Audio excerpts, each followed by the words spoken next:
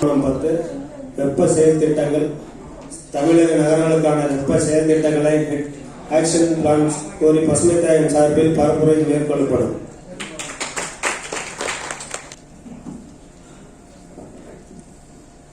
வணக்கம், அனைவருக்கும் வணக்கம்.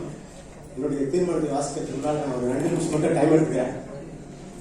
எங்களுடைய பசுமை தாயத்தினுடைய தலைவர் அன்னியார் அவர்களை வாழ்த்துறதுக்காக ஒரு சின்ன கவிதை ஒன்று எழுதியிருக்கேன். எதுவும் கோச்சிக்காம, ஏற்கனவே டைம் ஆயிடுச்சு, எதுவும் கோச்சிக்காம கேளுங்க.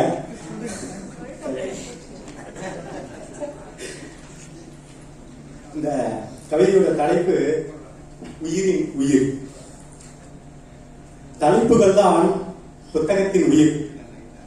வலிமையான தலைப்பை உருவாக்கி வாழ்த்திக் கொண்டிருக்கும் மாமேதை தோட்டத்தில்.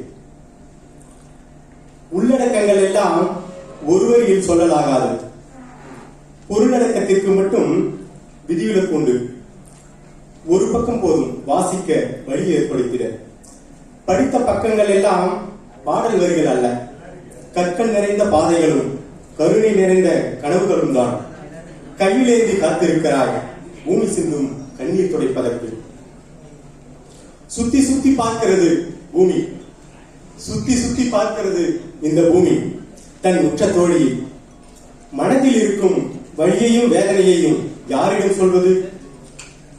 தோழியிடம் தானே சொல்லி ஆறுதல் அடைய முடியும். பூமியின் தோழியாய், சாமியின் மகளாய், அன்பின் உருவாய், ஆம் இன்னும் 1000 அவதாரங்கள்.